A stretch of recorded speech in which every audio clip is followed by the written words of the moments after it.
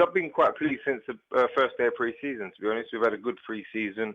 Even the first two games that we lost, I know we lost them, but the football we was playing and the possession we was dominating, the chances we was creating, I've been quite pleased since the first day of pre-season, if I'm honest with you. And I said to the players in the first two games that we lost, we play like that, we'll win football matches. You can't, you know what I mean?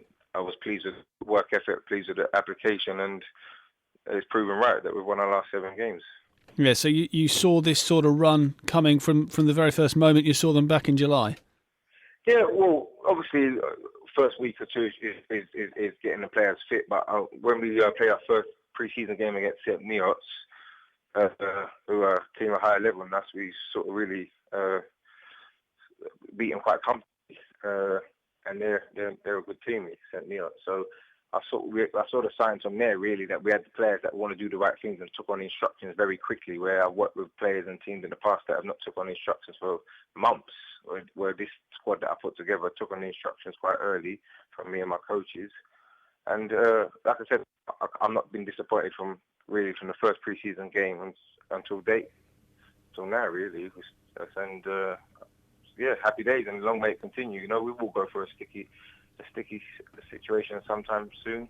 Hopefully not, but we just got to keep plugging away, and we're doing the right things at the moment, and the team's really buzzing at the moment. The camp's a happy camp, as you can imagine, and we feel invincible. But like I said, we've got to keep our feet on the ground, because we will come up against a team that will be better than us on the day, and hopefully that's at the end of the season rather than sooner rather than later, really.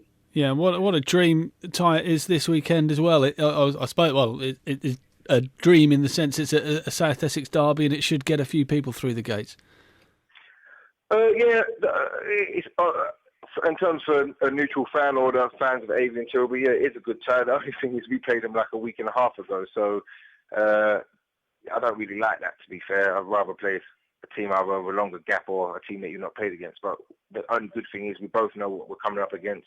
We played at Tilbury, like I said, a week and a half ago, and they're really good, probably the best Tilbury team that I've come up against. And since I've been manager, because I even played them at my last club. So it will be a tough game, won't be easy, and I don't think there'll be much in it. I think it would be pretty much similar to we played them in the league, where it was a 1 goal that was in it. And it's going to be a tight affair, and our form's good. We're not conceding many goals at the moment, so we're going into the game full of confidence, really. Yeah, and I bet you're keen to win it, get an FA Cup run going, not only for the cash, but I bet you want to pit your wits against some teams from a higher division as well in the coming rounds. Yeah, I've not really done too well in the FA Cup. Probably won a few rounds. So yeah, I would like to get over that hoodoo and get through a couple of rounds, and like you said, maybe play against a team at a high level and see how we fare against them. And more importantly, the club need the cash, so that's the first priority. We need to try and win as many rounds as we can to get some money into the club. But we just take it each game as it comes. We can only play what's in front of us, and our next game is Saturday against Tilbury, and we're looking forward to it. We've got nothing to fear. If we play how we've played since the beginning of the season, I'm sure we'll be fine.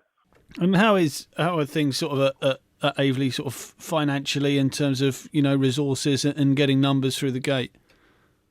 We probably average about 100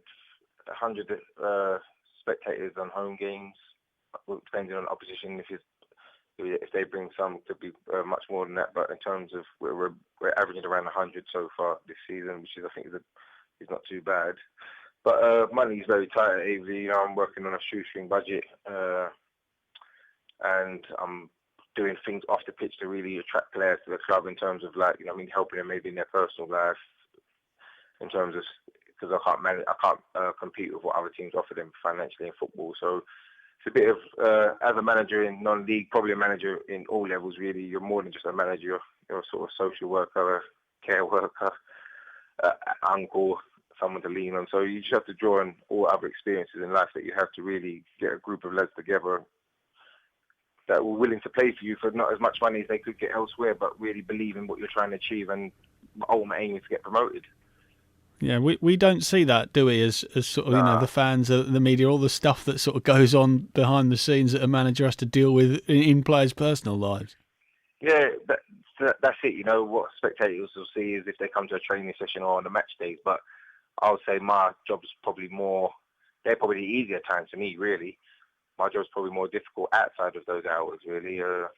Probably the only person who gets to really see it is my wife and maybe my work colleagues because I'm on the phone at work or whatever. But yeah, no one really gets to see that, and that's for all non-league. I'm not alone in that. Like most managers have to work probably more harder outside of the football than they do at football, if you know what I mean. Like I said, on a Saturday or Tuesday, it's more relaxed. That's the relaxing time for me. I know what I've got to do. The team selected. We know what our jobs we've got to do, and it's probably that 90 minutes is probably my most relaxing time of the week, really.